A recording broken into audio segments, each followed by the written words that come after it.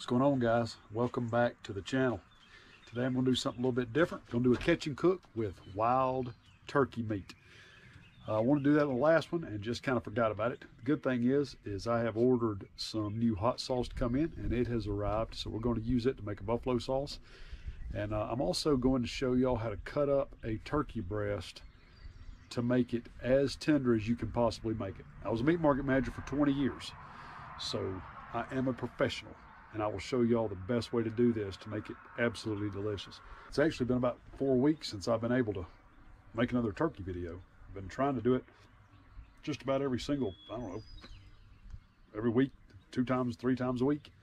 I've been going video and video, and I had nothing good to put on video. So tried to make a fishing video the other day. Ended up catching 1 fish. I mean, it just ain't worked out the last 4 weeks, but today it happened. I didn't get a whole lot of footage during the hunt. It was kind of a sort of a flash hunt. I mean, I was there for 3-4 hours, but everything happened so fast, about 20 minutes. Didn't really have a whole lot of footage to get, but I would advise y'all to watch the entire thing because it's pretty cool, like as the bird is gobbling or whatever, seeing me how I turn on the bird and stuff like that. If y'all have any questions about call sequences or patience or woodsmanship, I keep seeing that bounce around social media. All these people wonder which one's more important. Well, they're all important. And to me, woodsmanship's the most important, but woodsmanship also includes calling and patience. That is woodsmanship, you know. So if you'll watch this video, it includes every single bit of that in about 15 or 20 minutes. And you'll be able to see just how you use that calling and use that scratching and use that your surroundings to be a hen and not be a person calling turkeys. Good information to know if you're new at turkey hunting and want to kind of see what you got to do at those last few seconds to make sure that you seal that deal and not just call up a turkey. It's easy to call in a turkey, hard to kill him. So y'all stick around. This is going to be good.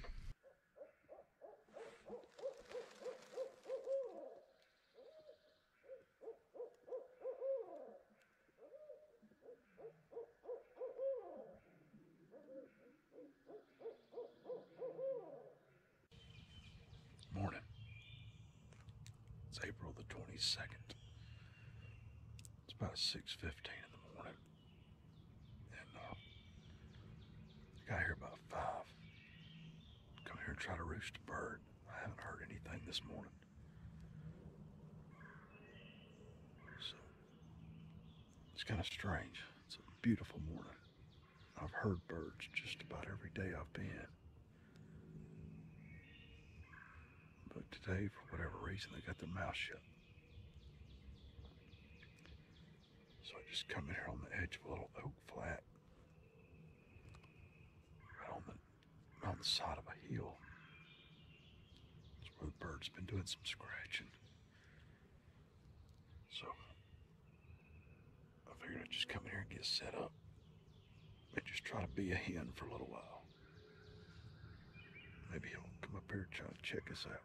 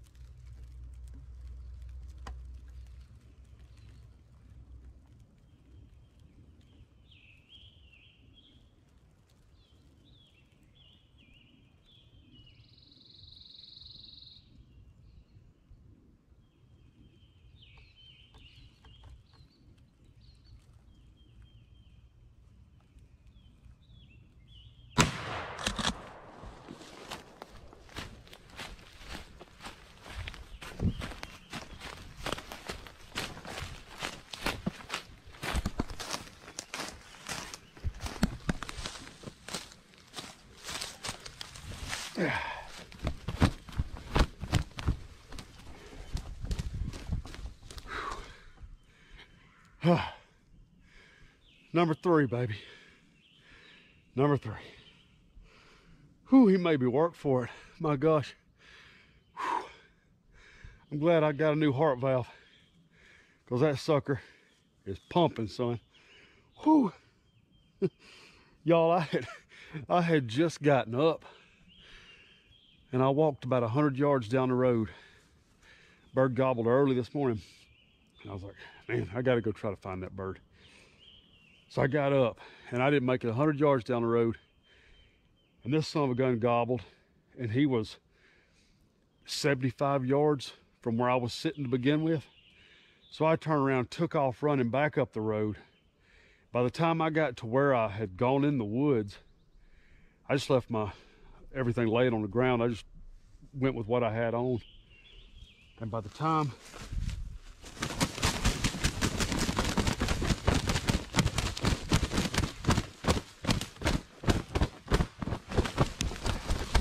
never fails.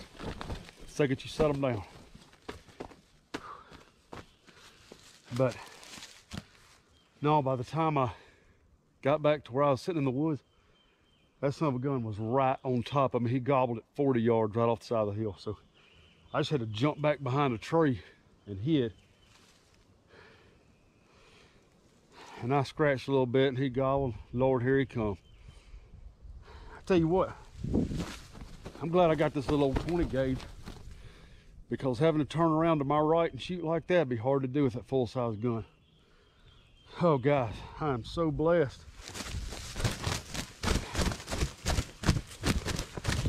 My gosh, bird.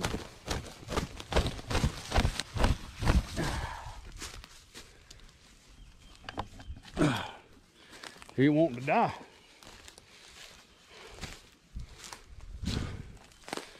Good thing is, I ain't got too far a walk back to the truck. If I can just remember what I did with all my stuff. Well, praise you, Lord Jesus, for another wonderful day in the turkey woods. I am surely blessed. Thank y'all for coming along with me. All right, guys, we're going to prepare our turkey breast. I've got it basically cleaned up for the most part. Still got a few little feathers on it, but I'm going to go ahead and clean all that up while I'm showing y'all what I'm going to do. I know most of y'all probably thinking it's just a piece of turkey breast, so all you got to do is slice it up and cook it. And a lot of people do that. But there's actually several different muscles in this turkey breast. And you know, if you go to the grocery store, a good butcher can take a piece of meat, break it down, and cut it all across the grain, and make that piece of meat more tender just by the way that it's actually cut. Reason that is, the fibers in a muscle will run one direction. And when you slice that muscle across those fibers, which, you know, what they call cutting against the grain, it will make those fibers short. And with the shorter muscle fibers, when you cook it, those fibers will actually pull apart easier, and you don't have long strands, which makes it chewy. So the shorter the muscle fibers, the more tender the cut of meat, basically. That varies by, you know, your muscle and which muscle off the animal it is. Some are more tender than others, but cutting it across the grain is always going to give you a more tender piece of meat, just because of the way the texture is. If you cut it with the grain, you've got long muscle fibers. A lot of people that make jerky will actually cut it with the grain on purpose, so that you've got a chewy piece of meat, and sometimes it'll be almost too chewy. I actually like my jerky cut across the grain. Makes it crispy, and it'll actually break off and you can eat it instead of it just chewing up like a piece of gum. But anyway, turkey breast is no different. If you'll break this down into muscles, you can actually cut each muscle individually across the grain. And if you'll slice it thin too, maybe a 1/4 inch, those fibers will be so short that when you cook it, no matter which part of that bird it is, it's actually a really tender piece of meat, and you don't get those pieces here or there that are just tougher than others. If you ever fried wild turkey, you probably know how that, it seems like one bite will be delicious, the next bite will be tough, you know, depending on which piece it is. This will make almost every single piece be identical. So anyway, I'm going to get this thing put on my chest. I'm going to do it kind of first person view so y'all can see what I'm doing and make it a little bit easier to duplicate. All right, got everything mounted up, ready to go. What you want to do is get you a really sharp knife, something that you can almost shave with. And I'm going to take this, and on the outside where it's got this silver, a little bit of a silver skin in it, I'm just going to trim that off. And if you'll cut it kind of with the grain, this stuff will slice right off of there. And take off as little as possible, because you don't want to be wasteful and waste a bunch of your meat, but at the same time, if it's not good, you're not going to eat it anyway. I've known guys in the past that actually threw away turkey meat because they didn't know how to cook it correctly, thought it was tough, and enjoyed killing turkeys, but didn't ever eat the meat. And you just hate to see that happen. I mean, at least give me the meat, because I will eat it. But if you know how to do it, you can actually cook it and enjoy it. Just trim that up. Like I said, get rid of that silver sinew. What that does is separates your muscles in your meat, makes the muscles slide back and forth on one another. But it doesn't eat very well. You don't really notice it on a chicken breast because it's a lot thinner, but on a turkey, it will almost get a little bit tough.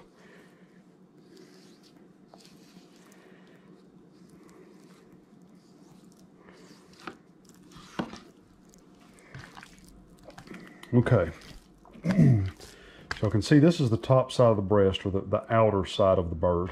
If you'll flip it upside down, you can see this transition line right here. Where that line is, if you'll take your knife and separate that, you can see where that silver skin is in between those two muscles. Just take your knife, and it's really easy. You can almost pull it apart. It's not hard to do at all.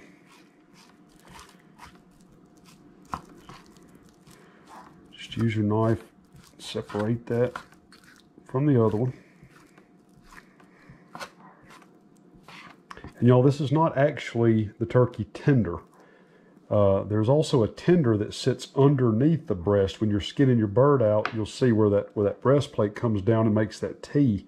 You'll have a breast laying on the top, and there'll be two tenders laying under that breast. They're actually separate. I've got them over there in the sink. And see, there's one piece there. And then what you're going to do is, where this silver skin is right here, go ahead and cut that out.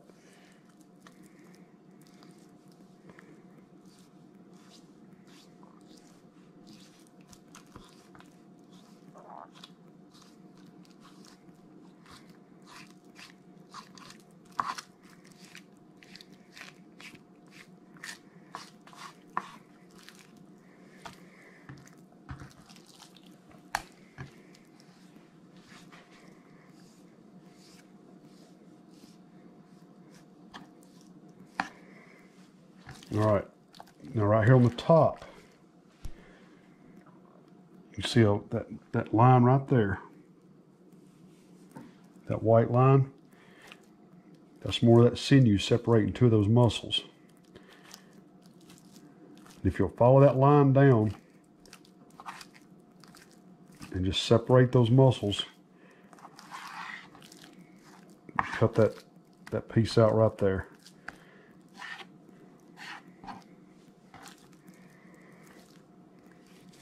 And that'll give you another lean piece of meat.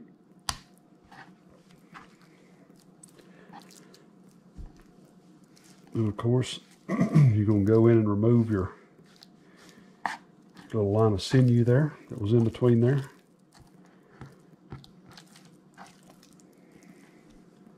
Trim off the rest of your silver skin.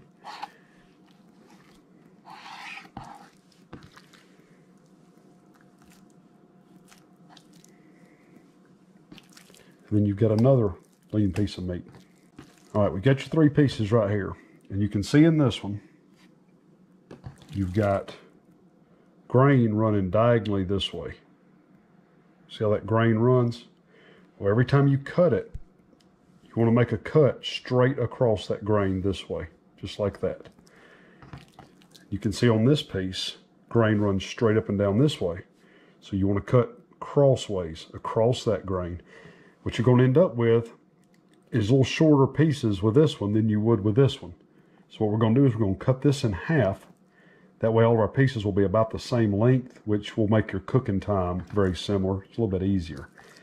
This piece right here is the same as the last one. Grain runs this way. See how the grain runs just like that. So I'm still going to cut it across, and you're going to end up with little smaller pieces, but it's going to be better eating when you go to eat your turkey. This is what I do. I'll take this piece, cut it in half.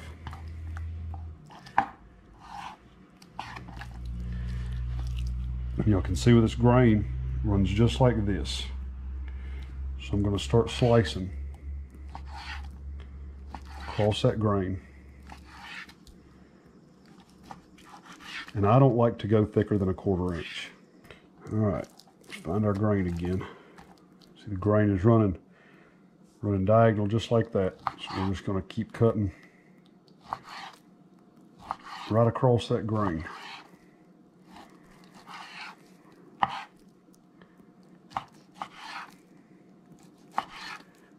While y'all are doing this too, be sure to check for pellets. A lot of times you can actually see your pellet tracks. There will actually be sometimes a hole that goes through the bird where it's carried feathers with it. You can see some of those feathers down in there. It's a little bit easier to find your pellets, but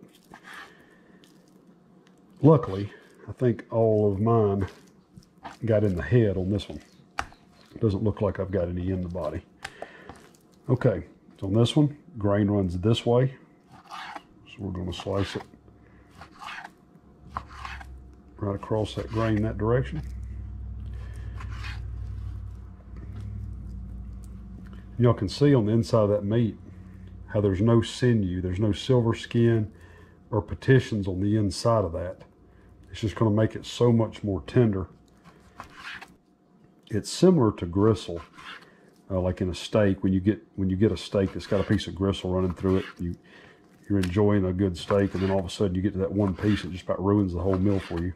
You can do the same thing with a turkey breast. If you don't get all that stuff out of there, but this will fix all of that problem. This one right here, grain runs straight this way. So we're just going to cut some small pieces this way. You can even see the difference in the color of the meat in those two separate muscles. See how much different that looks?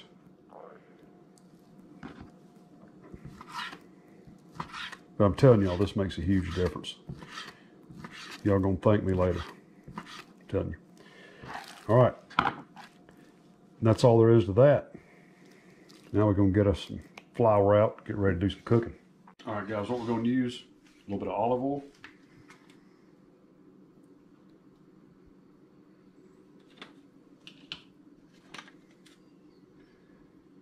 Get that heating up. And I've got just regular all-purpose flour, a little bit of salt and pepper. You can season that however you want to, but since we're gonna make a buffalo sauce, I like to just do regular flour and salt and pepper. That way it doesn't take away from the taste of the buffalo sauce. What I'm gonna do, flour these one at a time. Get off the excess flour. Just lay it down there in your pan. You don't want to throw too many in here at one time, or all the moisture from the turkey will get your flour caked up, and that is not what you want. Something Christy suggested too, we've never tried before. We're going to try to do some of these in the air fryer and see how that turns out. When they start to brown, you want to flip them over. And that's not going to take but just a few minutes. When you get them out, they're actually going to be a little bit pale. They're not going to be dark brown like fried chicken. See the color of that? That right there is perfect. What you want. Just a golden brown color. You don't want it too dark, or it'll be a little overdone. We're going to do gravy. You want gravy? Good. We got mashed potatoes, and we got some English peas. We're gonna have gravy, so I'm excited. While these are cooking, you wanna go ahead and put some in the air fryer?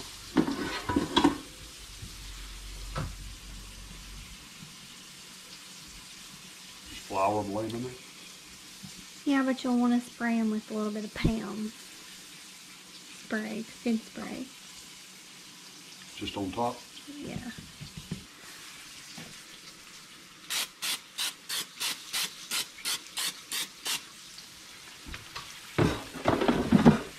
How long?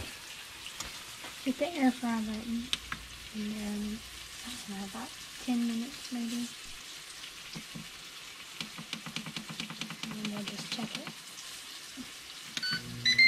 All right. Okay, well, as y'all can see, we've made a giant mess, which means that the food is going to be delicious. We.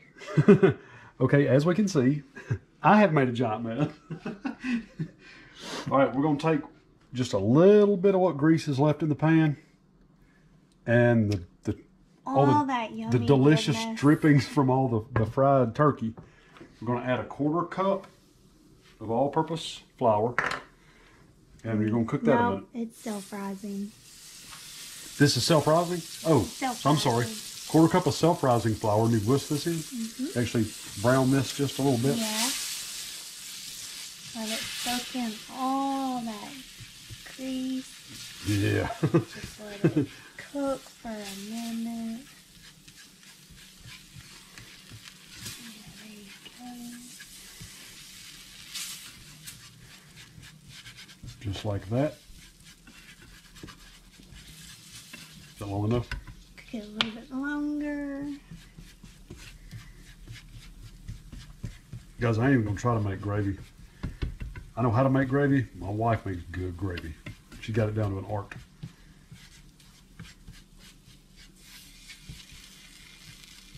Get that brown up a little bit. Tell me when.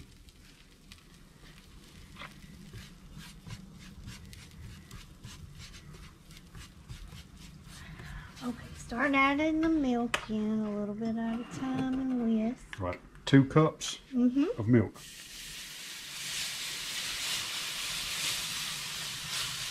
Keep on.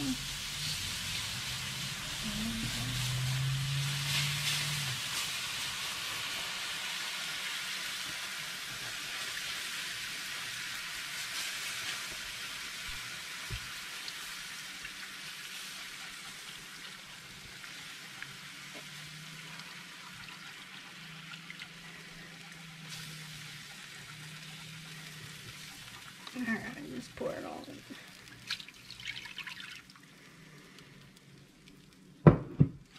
Alrighty. I'm just gonna keep cooking that down until it thickens up.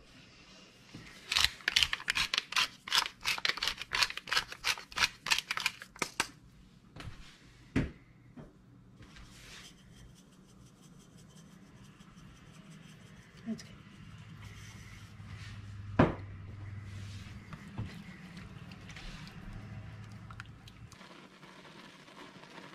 Probably almost thick enough, ain't it? Quite cool. Yeah.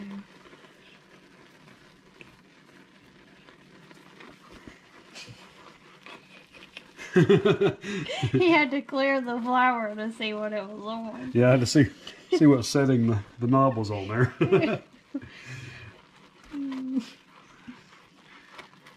All right, you can see it's starting to thicken up. Once it starts thickening, if you'll lower the temperature on down below, as it cools, it will continue to thicken. All right, now we're gonna make our buffalo sauce. And here is the hot sauce I'm gonna use. Bearded Brad everything sauce. Bearded Brad is a YouTube content creator. He's got a channel called Bearded Brad. Does a lot of fishing down at the Gulf Coast. If y'all aren't subscribed to him, you ought to go check him out. He does a whole bunch of really good videos. I like watching his stuff. He does a bunch of different stuff. But anyway, this is a hot sauce he come out with, and I ordered it. It just showed up the other day, and I can't wait to try it. I ain't tasted it yet. It's made out of Fresno peppers, which is different. Crystal is made out of cayenne. I don't know that I've ever had a Fresno pepper. But I'm about to taste this and see what it tastes like.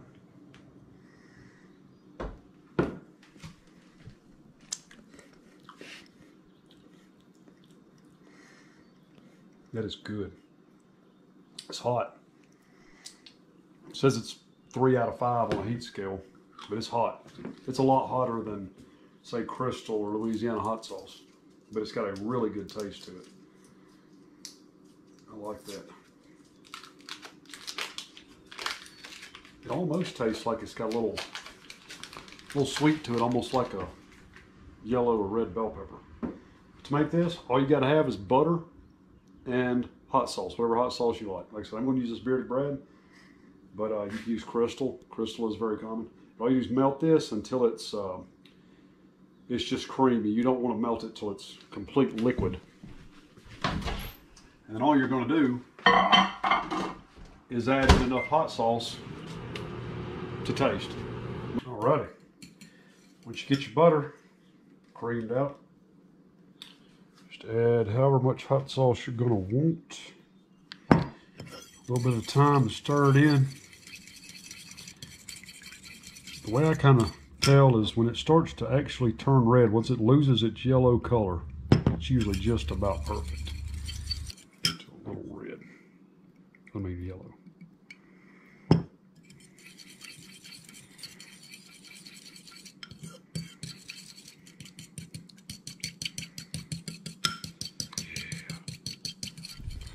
There we go.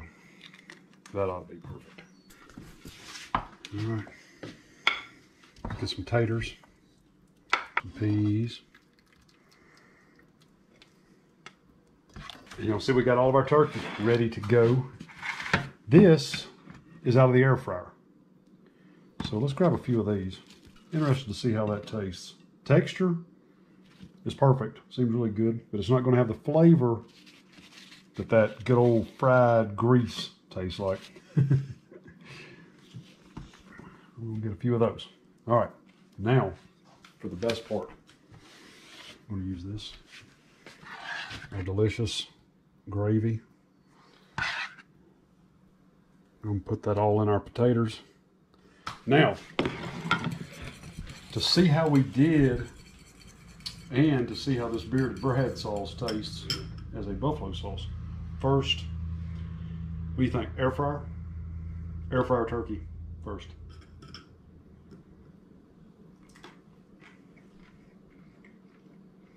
It's good.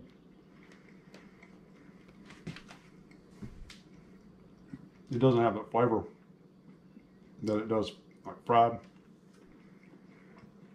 It is good though. And if you want to go healthier without grease, I could eat that. I mean, it's tender. It's not tough or anything. I do like it. Sauce is phenomenal. That flavor with wild turkey is really good. So whatever Fresno pepper is, I like it. All right, let's try the grease fried turkey.